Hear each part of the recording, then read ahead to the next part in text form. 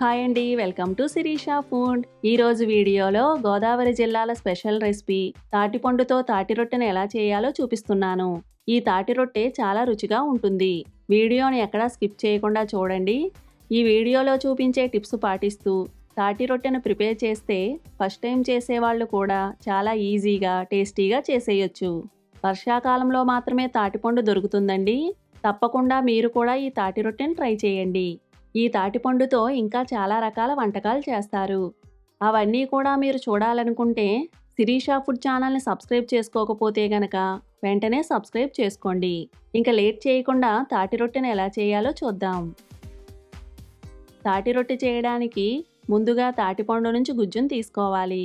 ఆ గుజ్జునే తాటిపేసం అంటారు. బాగా పండిన తాటిపండును తీసుకుని ఇలా కొట్టినట్టుగా చేసి పైనున్న ఈ డొప్పలను అలాగే చుట్టూ ఉండే బ్లాక్ కలర్ పీచును తీసేసుకోవాలి.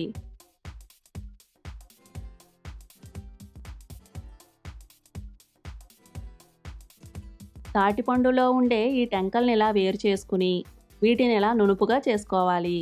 ఇలా చేయడం వలన తాటిగుజ్జు ఈజీగా టెంకల్ నుంచి వస్తుంది. ఇప్పుడు ఇలాంటి గ్రేటర్ని తీసుకుని టెంకల్ నుంచి తాటిపండు గుజ్జును తీసుకుందాం. సీజన్లో తాటిపండు దొరికినప్పుడు ఇలా గుజ్జు తీసుకుని ఎయిట్ బాక్స్లో కానీ జిప్లాక్ బ్యాగ్స్లో కానీ పెట్టుకుని ఫ్రీజర్లో స్టోర్ చేసుకుంటే మనకి ఎప్పుడు కావాలంటే అప్పుడు తాటి రొట్టెను వేసుకోవచ్చు. ఇలా అన్నింటి నుంచి గుజ్జును తీసుకున్న తర్వాత ఈ తాటిపండు గుజ్జును ఓ స్ట్రైనర్లో వేసి వడకట్టుకోవాలి. ఇలా చేయడం వలన పీచు లాంటిది ఏమైనా ఉంటే వచ్చేస్తుంది. ఇలా తాటి గుజ్జును తీసుకున్న తర్వాత ఇప్పుడు తాటి రొట్టె ప్రిపరేషన్ చూద్దాం. ఫస్ట్ ఒక మిక్సింగ్ బౌల్ తీసుకుని ఇందులోకి 1 కప్పు తాటిపండు గుజ్జును తీసుకోవాలి. అలాగే 1 కప్పు బియ్యం రవ్వను తీసుకోవాలి. ఇప్పుడు వీటిని ఒకసారి బాగా మిక్స్ చేసుకుందాం. ఇలా సన్నగా ఉన్న బియ్యం రవ్వను తీసుకుంటే రవ్వ బాగా నానుతుంది. అలాగే బాగా ఉడికి రొట్టె రుచిగా ఉంటుంది. ఇందులోకి 1/4 కప్పు బెల్లాన్ని తీసుకుంటున్నాను. మనం తినే తీపిని బట్టి బెల్లం 1/4 నుంచి 1 కప్పు వరకు వేసుకోవచ్చు. బెల్లాన్ని చిన్న ముక్కలుగా తరిగి మిక్సీ జార్లో వేసి గ్రైండ్ చేసి ఇలా పొడిలా చేసుకోవాలి. ఈ పొడిని వేసుకుంటే బెల్లం తొందరగా కరుగుతుంది. అలాగే తాటిపేసంలో తీపిని బట్టి చూసుకుని బెల్లాన్ని వేసుకోవాలి. ఇందులోకి 1/4 కప్పు కొబ్బరి తురుమును వేసుకోవాలి.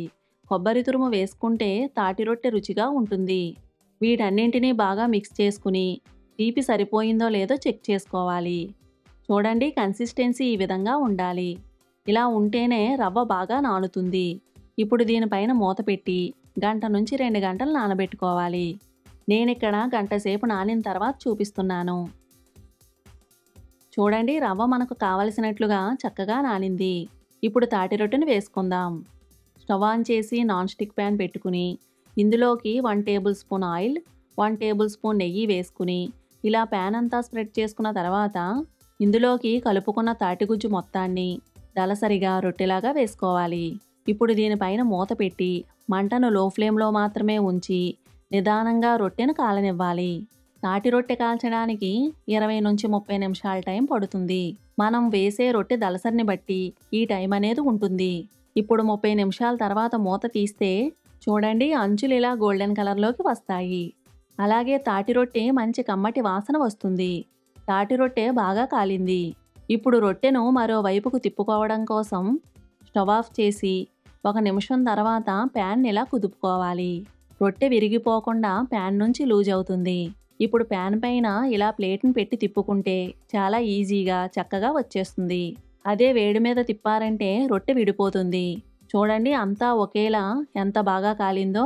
నాన్ స్టిక్ ప్యాన్లో వేసాం కనుక అడుగున మాడడం పట్టుకోవడం లాంటివి లేకుండా రొట్టె ఈజీగా వచ్చేస్తుంది. ఇప్పుడు రొట్టెను రెండో వైపు కాల్చుకోవడానికి రొట్టెను మరో వైపుకు తిప్పుకొని అప్పుడు ప్యాన్లో వేసుకోవాలి. ఈ చిన్న టిప్పు పాటించి చేశామంటే తాటి రొట్టె విరిగిపోకుండా చక్కగా వస్తుంది. ఇప్పుడు స్టవ్ ఆన్ చేసి 2 టీ స్పూన్లు నెయ్యి వేసుకోవాలి. ఇలా నెయ్యి వేసుకుని తాటి రొట్టెను కాల్చుకుంటే చాలా రుచిగా ఉంటుంది. ఇప్పుడు మూత పెట్టి మంటను లో ఫ్లేమ్లో ఉంచి 10 నుంచి 15 నిమిషాలు కాల్చుకోవాలి. తాటి రొట్టె ఎలా కాలిందో ఒకసారి చెక్ చేసుకుని స్టవ్ ఆఫ్ చేసుకుందాం.